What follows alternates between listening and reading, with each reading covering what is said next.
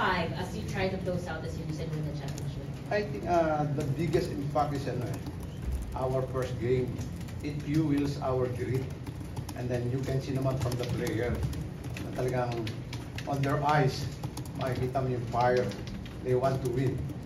And we have a bad start at the first quarter, but the Bens step up and then they provided a lot of energy that very infectious to their teammate, and then were able to tie the game and get the lead. And from there, so yung energy and intensity namin naging aggressive sila.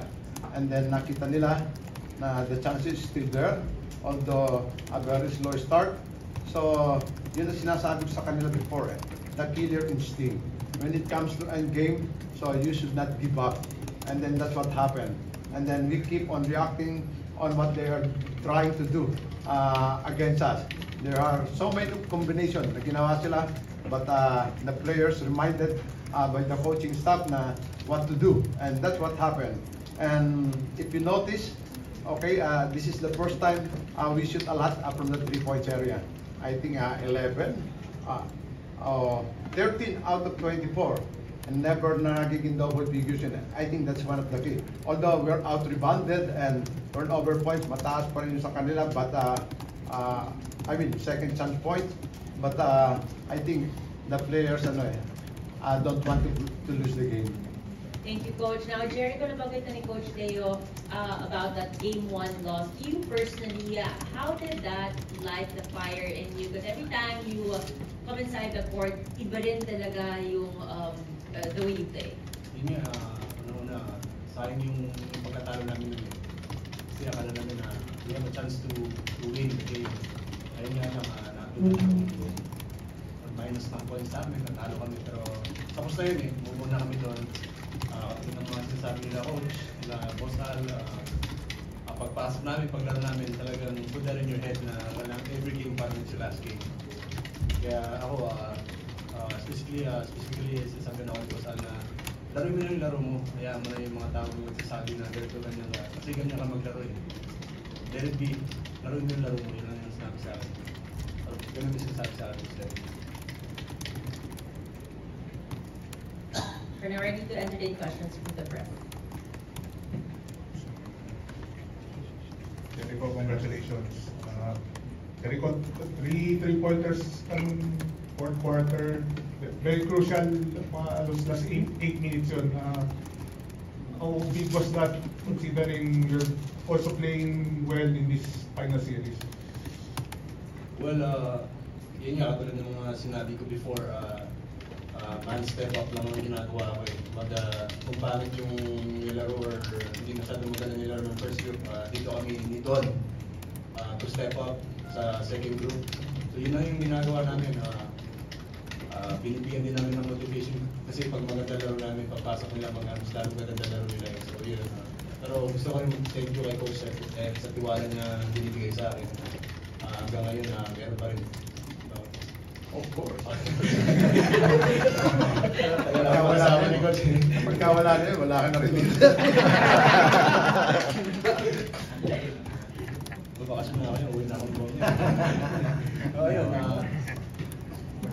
Coach, may gusto ko ba nagdag about Jericho? Jericho Cruz, well, I know him since college.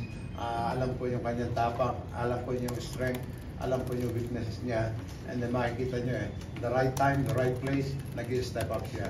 And kilala rin niya ako paano ako mag-coach, ganyan. And then, I'm so happy I have a good relationship with the players, especially from college, and before kasi he's not supposed to be in the PBA, he wants to go back to USA after college.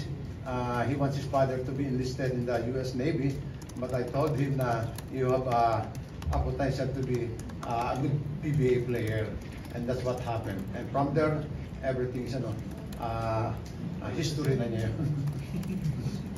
Secret pa natin. Secret pa natin. Coach, nung lumamang TNT, nag-shuffle ka ng lineup si Chris Ross this time, didn't play in the fourth quarter, but yung ibang mga role players mo na apart from Cruz, nag-deliver pa din despite yung comeback ng TSD. Yeah, that is that's my grit na how to decide ako sino player. But I'm so happy with those players dahil confident ako sa kanila. Because in practice, they keep on striving hard to get the opportunity.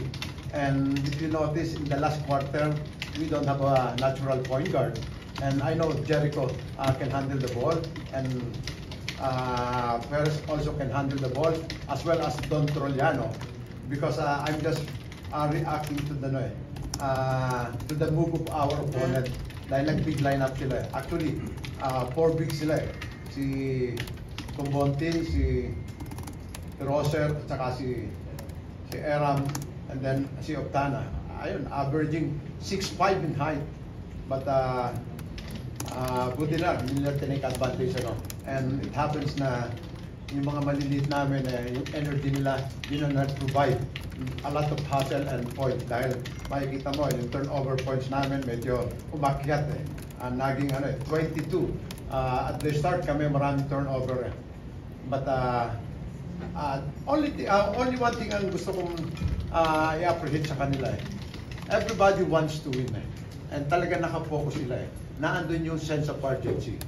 But we don't have to be complacent with the 3-1 score. It's not safe because it happens a lot of times. Coach, ano naman yung